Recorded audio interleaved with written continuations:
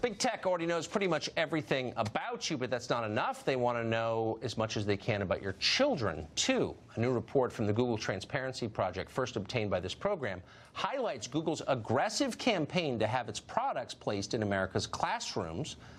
For years, Google has been recruiting teachers as partners, urging them to use Google apps in their class and promoting those apps to others. Teachers have received consulting contracts worth thousands of dollars.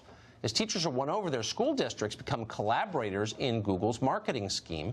At one slide showed a New Jersey public school, parents were told to let their kids, quote, "Let me see what you did in Google Classroom today," instead of say, "What did you learn in school today?"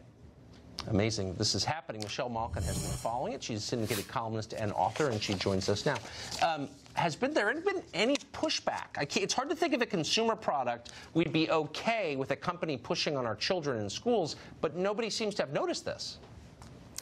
Well, there is a building grassroots movement, and what's most interesting and intriguing about it in the years that I've been covering it, Tucker, is that it does cross some partisan and ideological lines. On the left, with groups like the Google Transparency Project, Campaign for Accountability, and some of the more vocal, anti-corporatization of the school-type groups, they have been flagging it and trying to track down contracts and get more transparency and disclosure.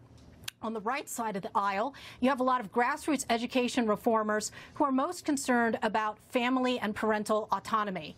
And so when there are nuggets, like there are in this latest report, that talk about how Sergey Brin, the Google co-founder's mother, was advising people in these training sessions how to circumvent objections by the school district and by parents in creating Gmail accounts, by ignoring the objections and having students create dummy accounts, it raises all sorts of privacy questions, as we've talked about last week with data mining, but also public safety. And I've interviewed parents in Missouri, moms who are teachers, who are alarmed at the fact that they can't turn off the tracking when it comes to YouTube browsing habits, when it comes to using Google Chromebooks that are issued by the schools that then can gather information on servers within the home, collect things like medical data. It's outrageous. And you asked last week, Tucker, when we talked about this, where is Congress?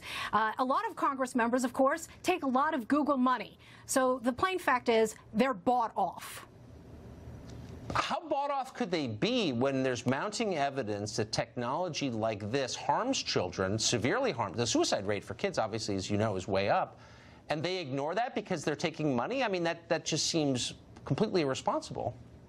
Yeah, well, it is, and that's the Beltway swamp. In a lot of cases, I think some of these congressional members are completely insulated from the problem, or they ignore the fact that it's happening to their own kids. There's a lot of hypocrisy as well, not only among a lot of these Google and Silicon Valley officials who ban their own kids from using social media, as you mentioned, but also the disconnect, I think, between the Beltway and the actual real harm that's occurring and the vulnerability that so many of these students face. Boy, you are a really great explainer of this problem. We appreciate it. Michelle Malkin, thank you very much.